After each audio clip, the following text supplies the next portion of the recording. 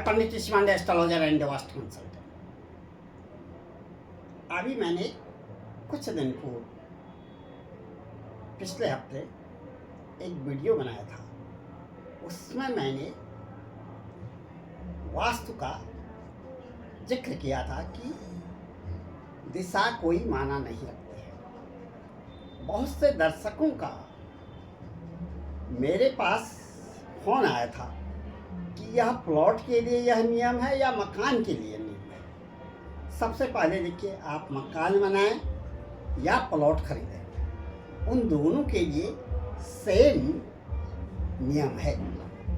मकान के लिए अलग सा नियम नहीं है।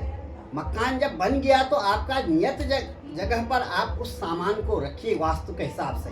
जैसे नॉर्थ ईस्ट को आप खाली रखिए, ज़्यादा से ज़्यादा उसको हल्का रखिए, और नैऋत्य कोण मतलब पश्चिम और दक्षिण का कोना, उस जगह पर आपका एंट्रेंस गेट नहीं होना चाहिए। बस वह जगह भारी से भारी हो, वहाँ पर आप कार खड़ी कर सकते हैं,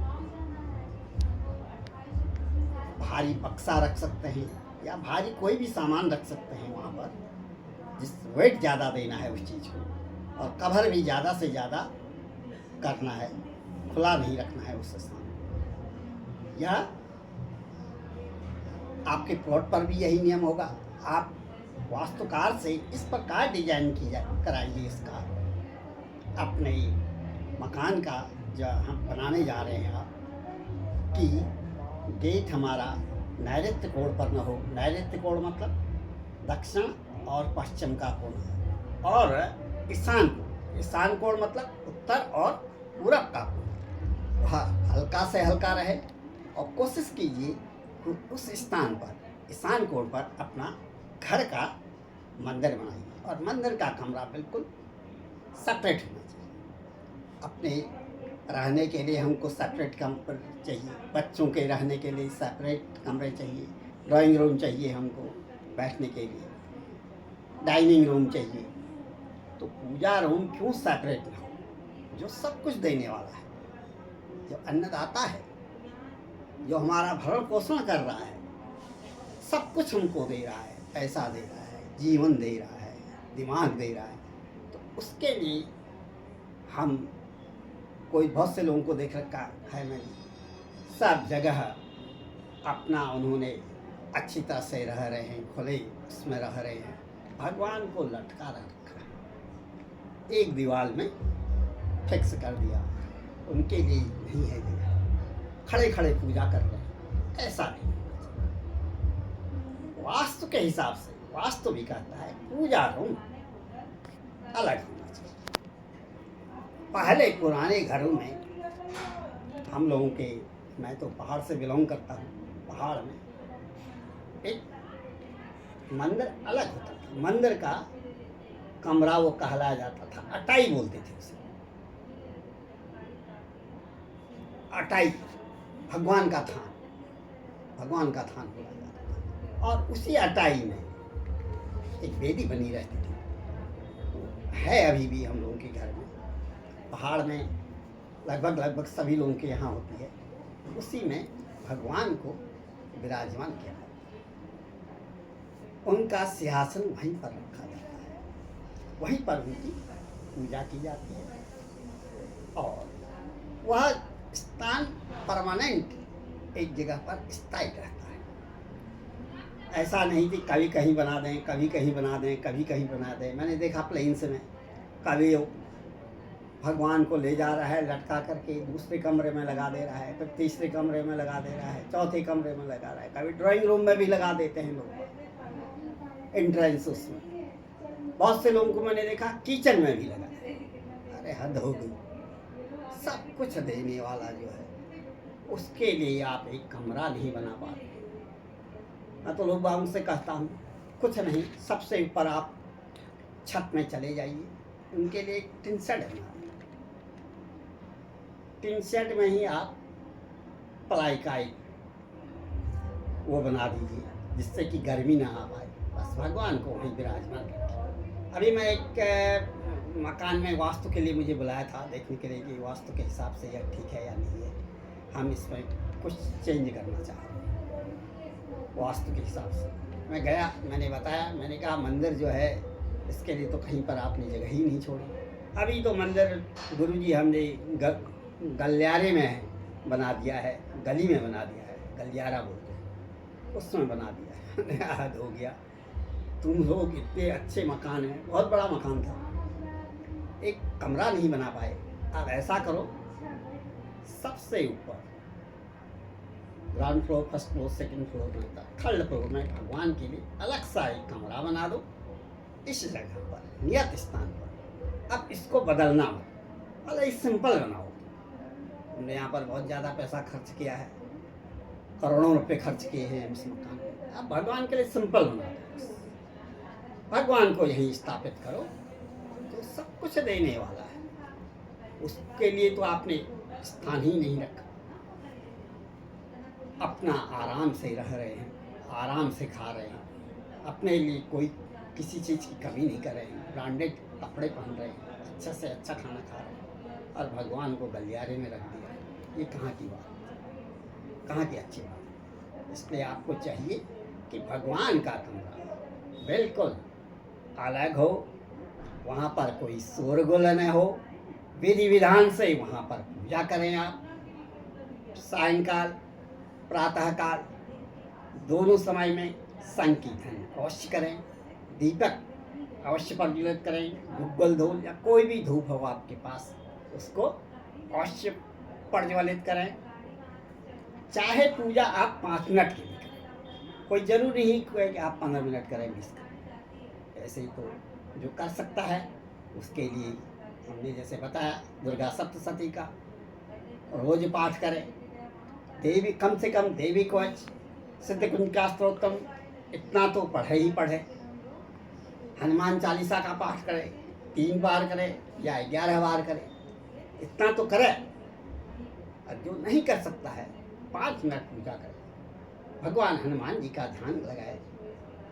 दीन दयाल विरुद्ध संभारी, हरहु नाथ मम संकट हारी। इतना ही कह डाले, बस इतना तो है आपके पास। शिव जी की एक माला कर डाले, ओम नमः शिवाय, सब कुछ आपको मिलेगा।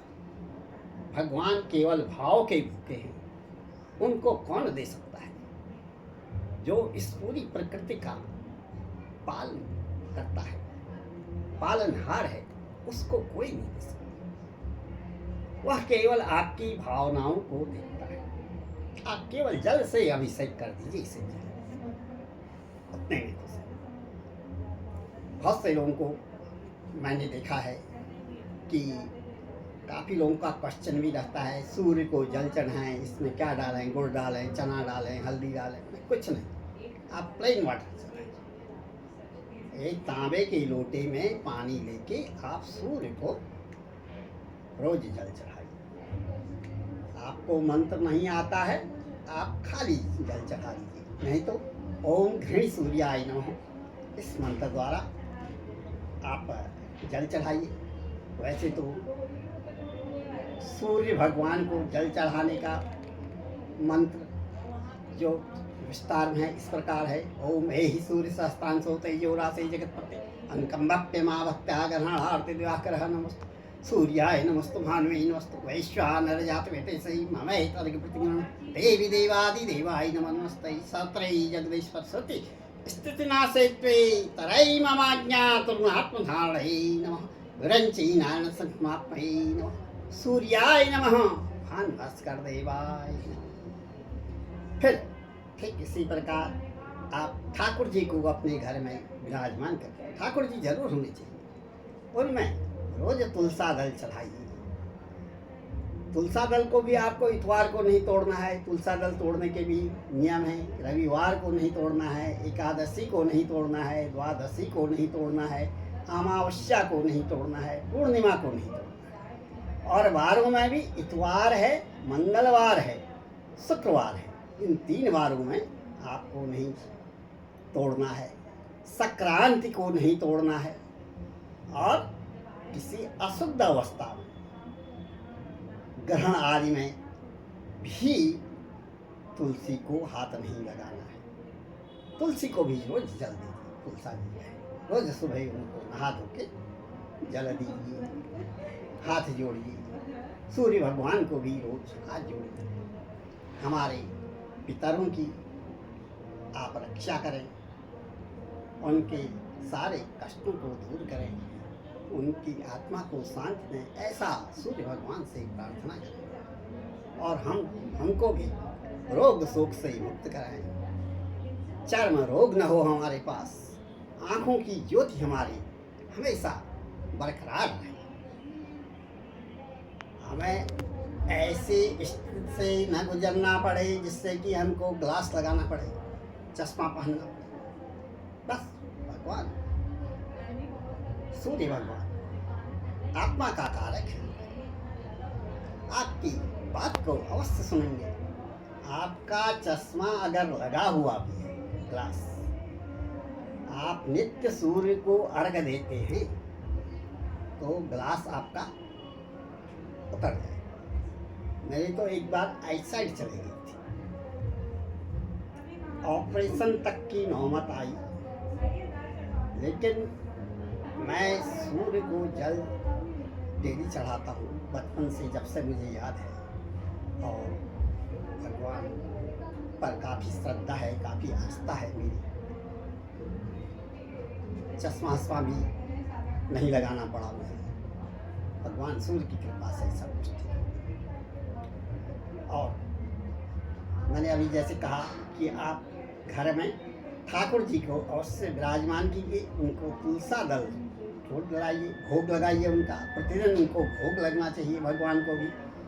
और रोज उनका भी स्नान कराइए भगवान को। ओम नमः कमलाभाय नमस्ते जलस्थापनये नमस्ते केशवानक वासुदेवाय नमस्ते नमस्तमंत्रये षष्ठमूर्तये षष्ठपादाय शिश्रोविहरे षष्ठनाम्नाय पुरुषाशास्वये षष्ठकोटिगुणहारणे नमः।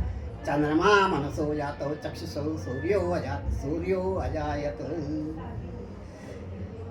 इस प्रकार जो है उनको इस मंत्र से भोग लगाएं, सुबह भी सायंकाल।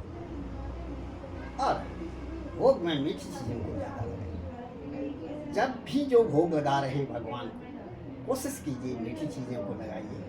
और प्याज लहसुन का बिल्कुल वहाँ पर उपयोग मत कीजिए। यदि आप ऐसा करते हैं तो आपके घर में किसी प्रकार का कोई संकट, दुख, दारिद्र आ ही नहीं सकता। आप और आपका पूरा परिवार खुशहाल रहने लगा। जय माँ वाला।